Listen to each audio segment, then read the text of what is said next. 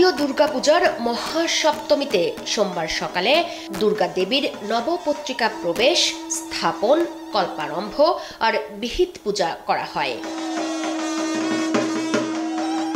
মন্দিরে মন্দিরে চলে মন্ত্রপাঠ, ধূপ আর আরতির মাধ্যমে দেবী বন্দনা। দেশ ও জনগণের কল্যাণ কামনা করে পূজারীরা। হে জগৎজননী আদ্যশক্তি মহামায়া, তুমি বিশ্বের, আমাদের হিন্দু সম্প্রদায়ের সকলেই প্রার্থনা থাকে তুমি বিশ্বের সকল জীবের মঙ্গল করো এবং মঙ্গল বয়ে নিয়ে আসো।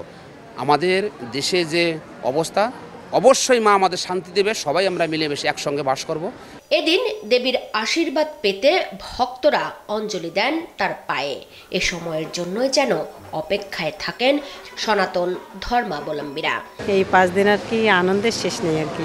আমরা সবাই মিলে সব পরিবারে উৎসব করি। আজকে আবার যাব দেশে, মাকে আবার দেখতে পাচ্ছি, আমরা আনন্দ করতে পারছি। সবার মুখে আনন্দ হাসি ভরে নিয়ে আসে। ভালো লাগবে, সত্যি খুব ভালো লাগবে। ঠাকুর খুব সুন্দর হয়েছে।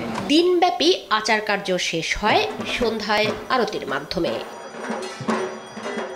ভক্তদের আশা, দেবী দুর্গার আশীর্বাদেই পৃথিবীতে হানাহানি, হিংসা দূর হয়ে প্রতিষ্ঠিত হবে শান্তি।